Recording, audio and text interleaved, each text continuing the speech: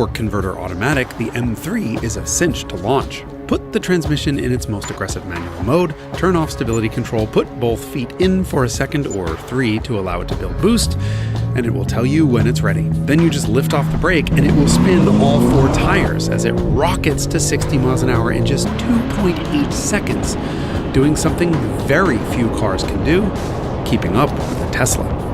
For perspective, its 2.8 second run to 60 is just a fraction of a second behind multi-million-dollar cars with badges that say things like Bugatti.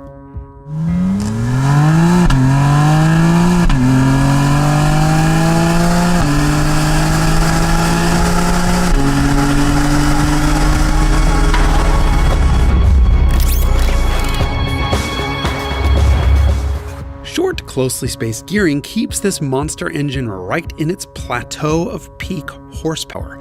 Yes, you heard that right, which lasts from 6,250 to 7,200 RPM. Keep an eye on the dash and you'll see it just about peg its 29 PSI boost gauge. And the Model 3 ain't slowing down at the end of the run like your grandpappy's EV used to.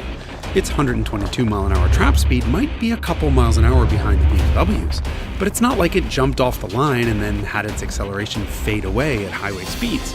Nope, that just doesn't happen anymore. The Tesla launches hard and stays right behind the BMW with just 0.02 of a second between them at the 60 mark. But the Model 3 can't quite keep up with that monster M3, and it winds up a bit more than a car length behind the Bimmer by the end of the quarter.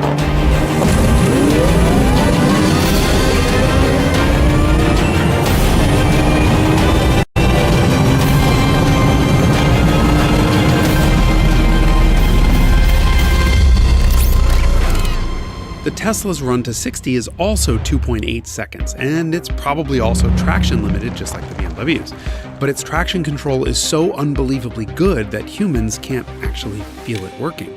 It's a quick getaway every time, no launch control needed, just mat the pedal and it F's right the F off. Despite an easy to activate launch control that gives the AMG the ability to pre-spool the turbo and then drop the clutch pack, the C63 gets off the line less aggressively than the other two.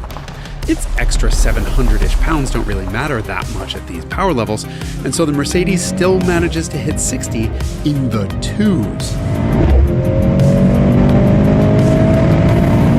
Each shift of the shortly geared 9-speed slows it down a little, and the 3 to 4 shift slows it down a lot, because it happens right at the same time as the second transmission shifts the rear motor from its first gear into its second. But that's not enough to explain the gap.